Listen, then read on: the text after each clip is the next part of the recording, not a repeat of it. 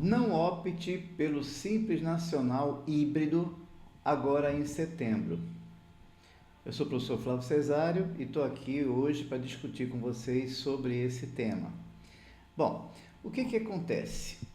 As redes sociais estão aí, né, cheio de palavras, artigos, vídeos, podcasts, tudo sobre reforma tributária do Simples Nacional, dizendo: opte agora em setembro, quando a alíquota sair, talvez em outubro, aí você faça a conta e talvez em novembro você confirme essa opção ou não, dependendo da alíquota. Ora, eu fiquei pensando cá comigo, o que a alíquota tem a ver com isso? Ora, se a alíquota for 6, 9, 10%, o que isso vai interferir na minha decisão? Quanto mais a alíquota for, tá, mais a probabilidade de você sair do Simples. Eles dizem assim: quanto menor a alíquota, menor a probabilidade de você ser híbrido. Cara, não tem nada a ver uma coisa com outra. O que vai permanecer ou não, o que vai fazer você permanecer ou não no Simples Nacional é o comprador. É ele quem vai decidir se você fica ou não, dependendo se ele entender a reforma tributária. Se ele entender que vai encarecer, ou que não vai ter crédito, tá? Ou que ele vai perder alguma coisa com a reforma tributária com relação às empresas do Simples Nacional, ele vai dizer para você: olha, sai do Simples, senão a gente não vai mais comprar de você. Só que não é bem assim. Eu preparei um material bem bacana, falando e explicando, porque assim, não é só falar opte, não opte, não. Eu tenho que mostrar, eu tenho que dizer: olha, de acordo com o estudo feito, você não deve optar. Deixa como está, permaneça no Simples Nacional, tá? No regime normal, no regime único, não vá para o regime híbrido, não saia do Simples Nacional para IBS ou CBS. Por quê?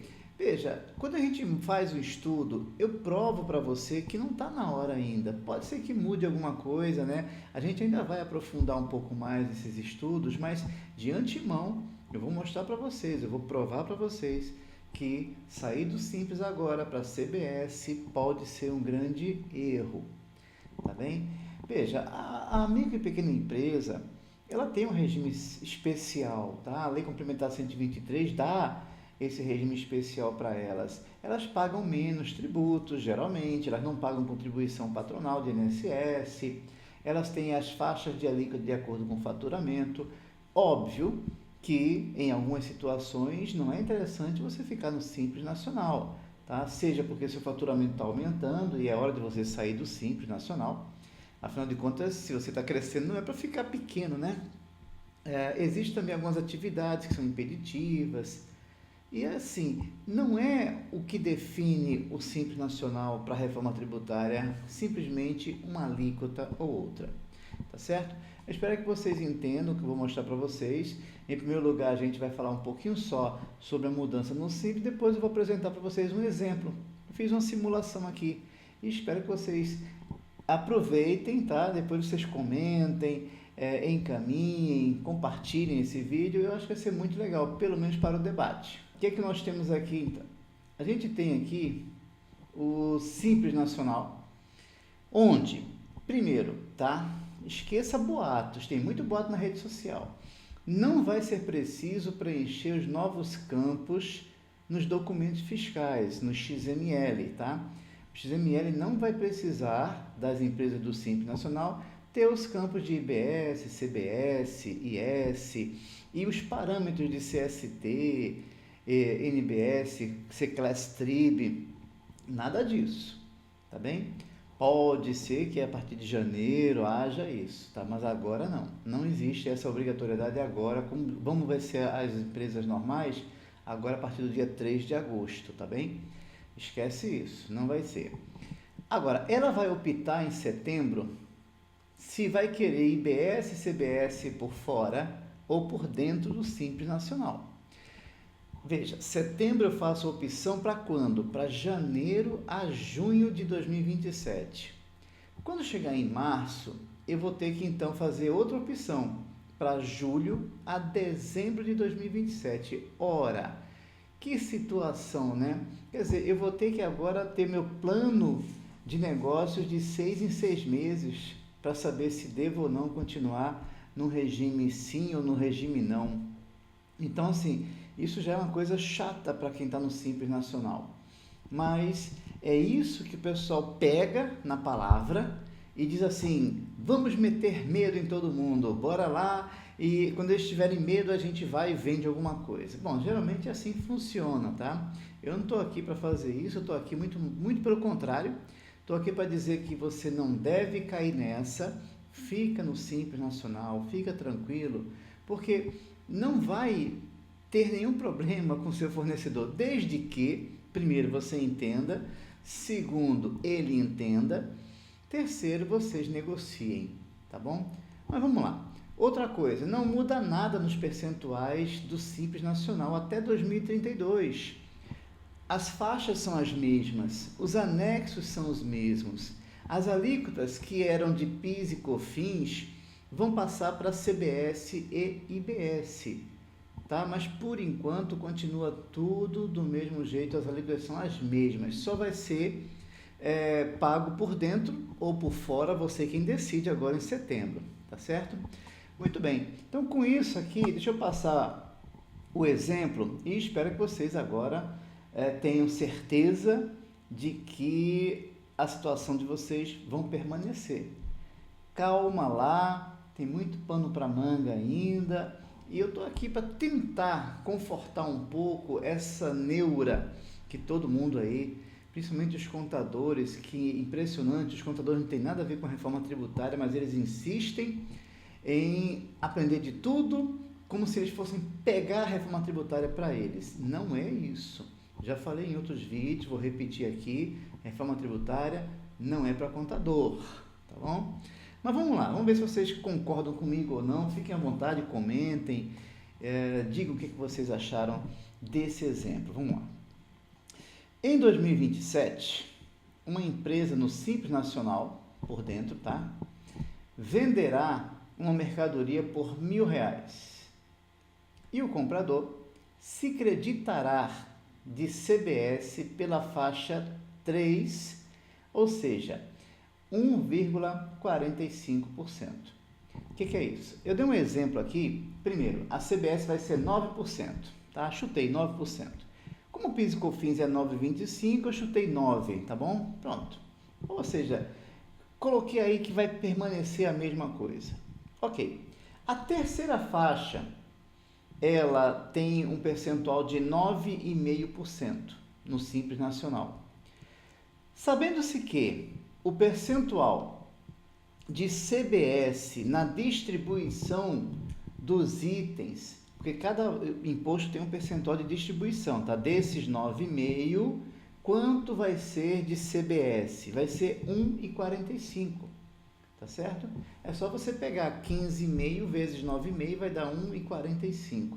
Ou seja, eu vou dar crédito para o meu comprador no DAS, né, de 1,45%. Pô, professor, é muito pouco.